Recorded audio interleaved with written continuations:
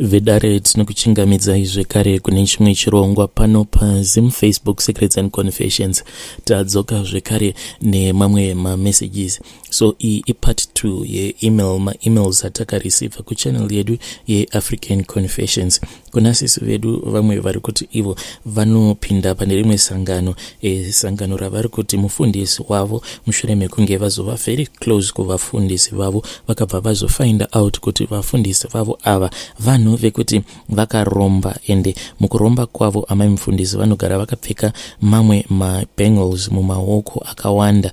Zvekare vakabva vazoita kuti mwana wavo ange achizova munhu wekuti haanganzi munhu angori very useless, nekuti ndiye wacho wavakarombesa pavainge vachirombera masimba avo ekuti vange vachizozadza chechi yavo. So part 2 yacho yakamira sekudai. So hanzi mangwanani akanaka. Kubva paya zvandakakunyorerai part 1 yenyaya yangu, ndiri munhu wekuti ndava kungogara ndichingopindwa neimwe fiye, but ndakazoti ndagara pasi ndokubva ndazoona kuti fiye iyi yandainge ndava kubatwa nayo ifiye isiri normal. Fiye yacho ine kamwe kaudemonic mukati, ende ndakabva ndazotanga kuzvibvunza kuti kana kuri kunzi vanhu ava kana vakazofind out kuti ndini ndaka-expose ma-secrets ose awa, then zvinobva zvazoitika kwandiri, because vanokwanisa kuzondiurayisa. Asi at the end of the day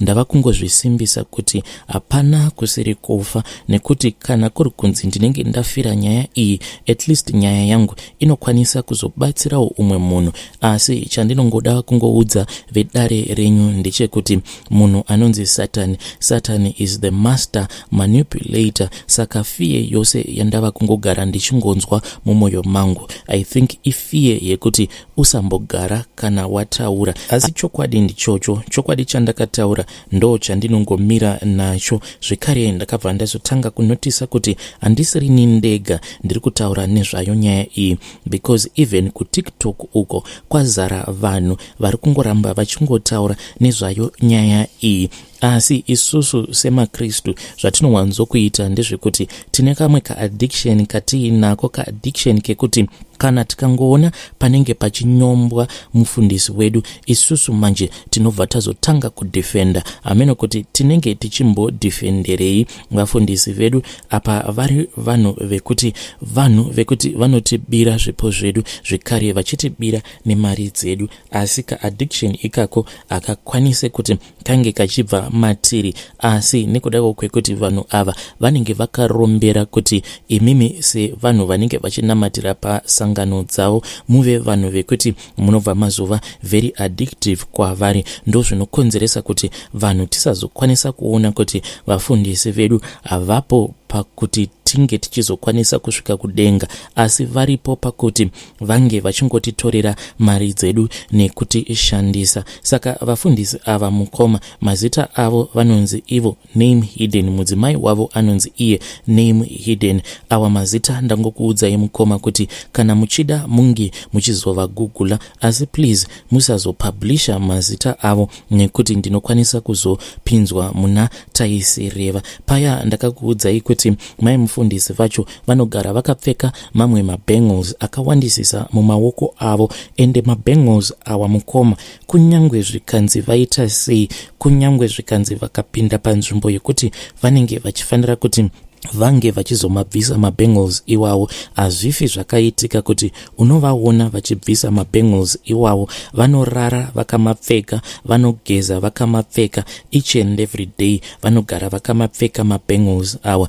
Izvi ndakazozviona mushure mekunge ndava very close kwavari vafundisi ava. Before pandainge ndichingoriwo mwana wesangano, ndainge ndichingofungidzirawo kuti mabangles aya anopfekwa nevanhukadzi, mabangles ari very normal, but pandakazova very close kwavari ndo pandakabva ndaona kuti mabangles awa vanogara vakamapfeka 24/7, kusvikawo ndichizoziva kuti aiwa, kana waona vakamapfeka mabangles awa 24/7, it means kuti imhiko dzavo idzo dzavanenge vachitozadzikisa. Ende vanhu ava chavanochikisira ndechekuti vanhu vekuti vane ma-connections akawandisisa, vanozivana nema-lawyers akawandisisa, vanozivana nema-judges akawandisisa, vanotozivana nema-CID akawandisisa, zvekuti iwewe kana kuri kunzi vakakubira chavanenge vakubira, kana ukazozama kuti unge uchienda kunovaripotera vanhu ava, nyaya yako hakuna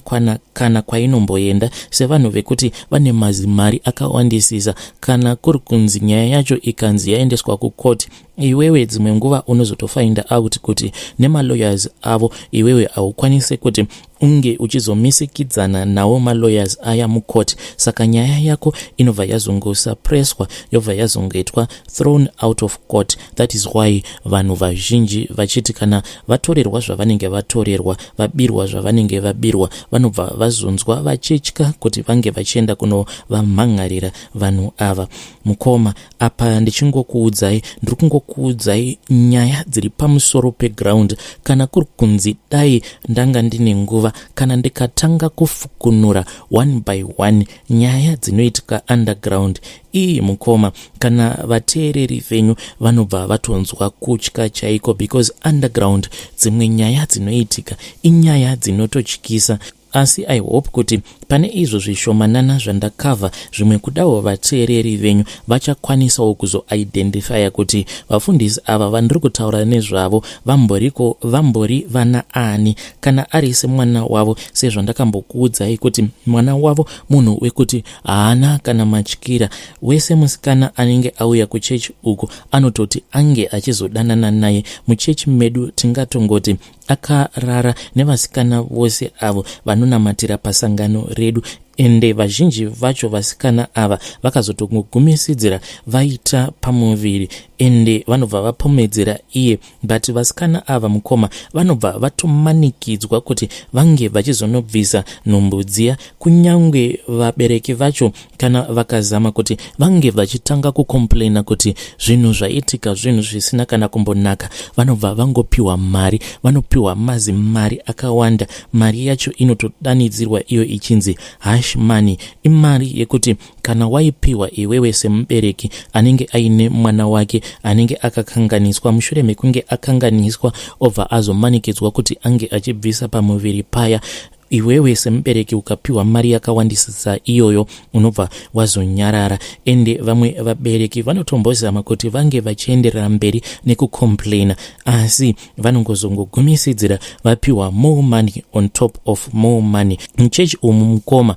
munongoitwa yose yose, because navo baba mufundisi ava havana kutombochena panhau dzemarriage, nekuti munhu wekuti mushure mekunge aroora ndokubva azorambana nemudzimai wake, ndokubva azoroora zvekare so quickly. Ende kubva zvinhu izvozvo pazvakaitika vakabva vazochinja doctrine. Ende munhu wekuti nanhasi uno vanotorakidza kutoti havasati vatombogutsikana, because vanotozama kuti vange vachidanana nevakadzi vakawandisisa. Ende vakadzi vakawandisisa vemuchechi vari kungogara vachingochema nezvake murume uyu, because havatomborina matyira kuti munhu uyu wandiri kudanana naye mukadzi wemunhu here, kana kuti wo munhuwo wandiri kungotorerawo advantage angoriwo musinhu zvake. Ndo unhu hwavo hwavanoita ihwohwo, mukoma. Apa ndiri kungozamawo kuti ndinge ndichingobata nyaya dzakati one day at the same time.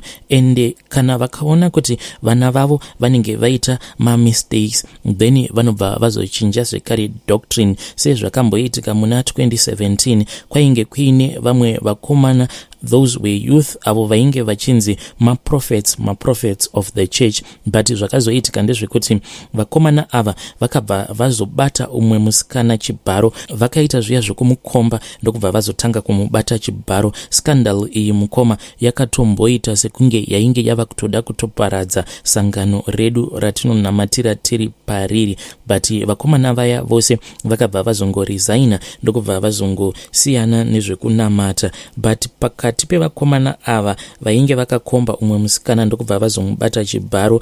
Mwanawo wavamufundisi ainge aripo, but nyaya yacho yakabva yazongoitwa cover up, ndokubva nyaya iya yabva yazongonyararwa. Even right now mwana wacho uyo akazoroorwa nemwana wavamufundisi, mwana wekuti kumashure uko vamufundisi vainge vachitombomuti she is a moving grave, nekuda kwekuti munhu aitozivikanwa nenyaya dzekubvisa pamuviri. Saka dzimwe nguva vaitomboti vachitoparidza paya vobva vatanga kutoparidza vhangeri revakadzi vanobvisa pamuviri vachiti they are moving graves, ende tose tainge tichitoziva kutoti munhu ainge achiparidzwa nezvake ainge ari ani. Saka takazoshamisika zvino vhangeri riya rava kuchinjwa. Vhangeri rakati rachinjwa ndokubva tatonzwa kutoti mwana wavamufundisi neuya musikana uyo watainge tichiziva tose nekuda kwekuti munhu anogara achingobvisa pamuviri ainge ava kufanira kuti ange achizoroorwa nemwana wavamufundisi. Tikabva tazoona kuti ndosaka vhangeri rakabva razochinjwa navamufundisi vedu. Kana ndikangotarisa chechi yedu mukoma, I can see kuti muchechi medu makazara iya yatinoti confusion and a lot of wickedness. It feels as if tiri kurarama tiri mukati meSodom neGomora, yet tiri kurarama tiri muchechi yatinofungidzirawo kuti ichechi yaMwari. Kana ari semwana wamufundisi, mwanasikana wacho uyo wandakakuudzai last time kuti iye right now munhu wekuti ari kutoramba achitongopiwawo masimba iwawo eurombwa naamai vake, munhu ane utsinye, nayewo murume wakewo anongoitwawo pastor muchechi imomo, but mwana wacho asi murume wemwana wavamufundisi munhu wekuti nayewo anongotodanana nevasikana zvekare vemuchechi imomo, vanongochinjaniswa. Tsano nemukwasha vanenge vachingochinjanisa vasikana vemuchechi, zvekutoti mukwasha uyu wamufundisi pane rimwe vhidhiyo rake rakatombotaurwa nezvaro. Vhidhiyo iri hanzi pane umwe musikana uyo waainge akaenda naye kune imwe hotel, then musikana uya ndokubva azozvitora vhidhiyo aine mukwasha wapastor. Vhidhiyo iroro rakatombotenderera, but vamufundisi vakabva vazongotanga kungodefenda mukwasha wavo. Iyewo mwana wamufundisi munhu wekutoti anotozviziva kuti murume wake munhu wekuti anodanana nevakadzi vakawandisisa, vamwe vemuchechi zvekare nevamwewo vasiri vemuchechi, but iye nekuda kwekuti anozama kuzviita kunge ari pedyo naMwari anobva aita sekunge asingazvizivi.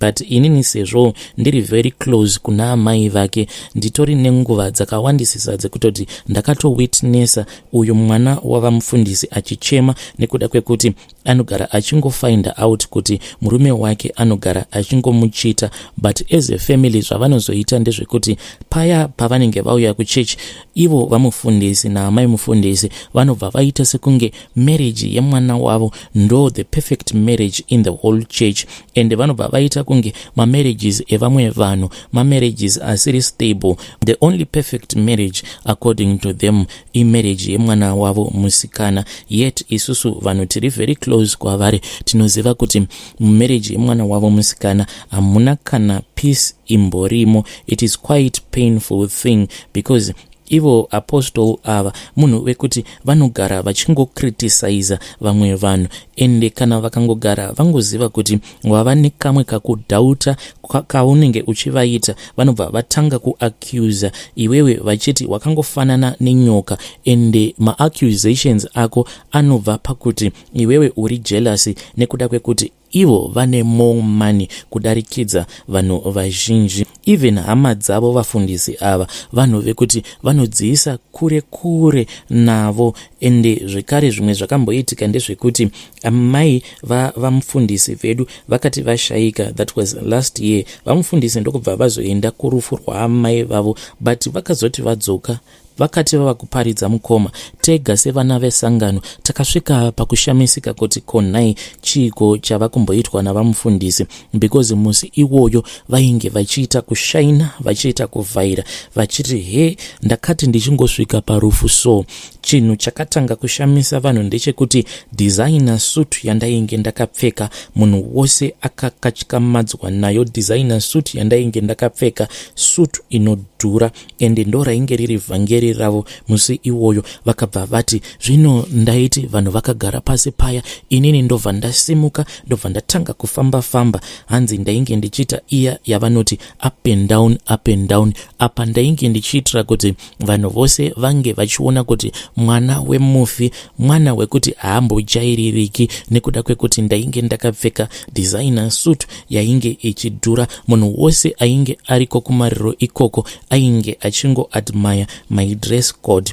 Tose sevana vesangano takabva taona kuti vhangeri rainge richiparidzwa navamufundisi vedu, it was vanity upon vanity. Mukomanashi, kana mukauya kuchechi kwedu mega munobva matoona kuti iri harisisiri sangano rinotombobhilivha kuti Mwari variko. Zvava kutongoitwa imomo musangano rekwedu mukoma ndo anonzi matakanyanya chaiwo. Ukuwo amai mufundisi, sezvo ivowo vari munhu uya watingangoti munhu mukobvu, vanouya nerimwe vhangeri rekuti tega tava kutoshaya kuti apa vari kuzama kutidzidzisa kuti kudii, because vava kutidzidzisa kuti munhukadzi, kuti unge uchinzi munhukadzi unofanira uri munhu anenge ari mukobvu. Hanzi kana uri mukadzi mutete iwewe unenge usitombori mukadzi zvamo chose. Kana tichitaura nemutauro wedu wechipedi tinobva tati musadike mukava lishoto,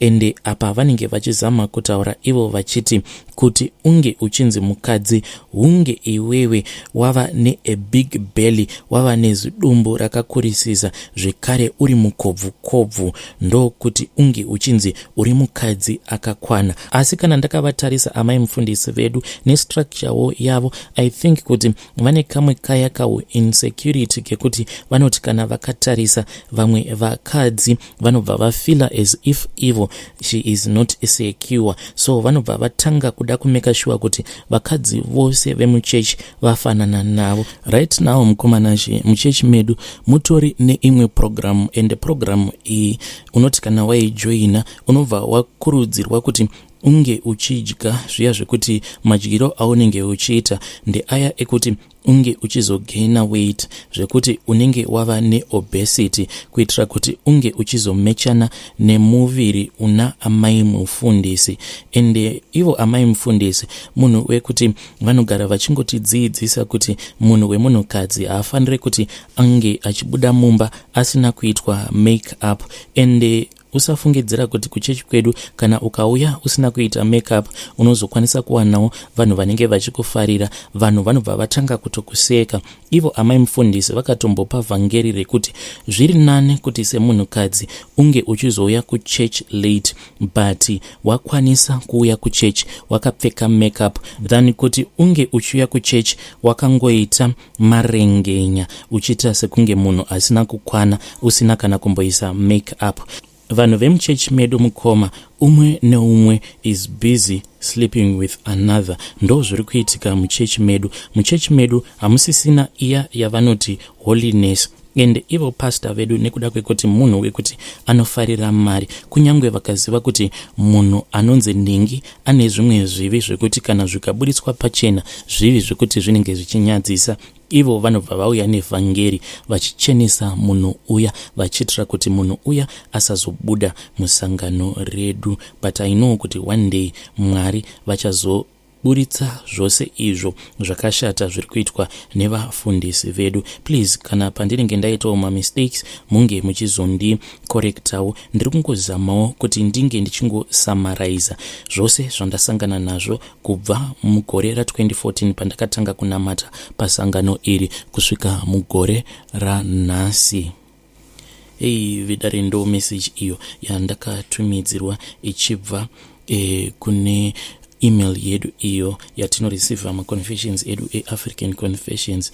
Zvakangoma hazvo veduwe. Izvezvizvi pane imwe nyaya zvekare yandakaforwardirwa yakabva kuemail iyi. Nyaya yacho iyoyo inototyisa zvekare kana kutoiverenga. Hanzi ndeye vamwe pastor avo vari kukonfesa zvose zvavakainoitwa mushure mekunge vaendawo kunopiwa mapowers. Mushure mekunge vapiwa mapowers ndokubva vazotangawo chechi yavo.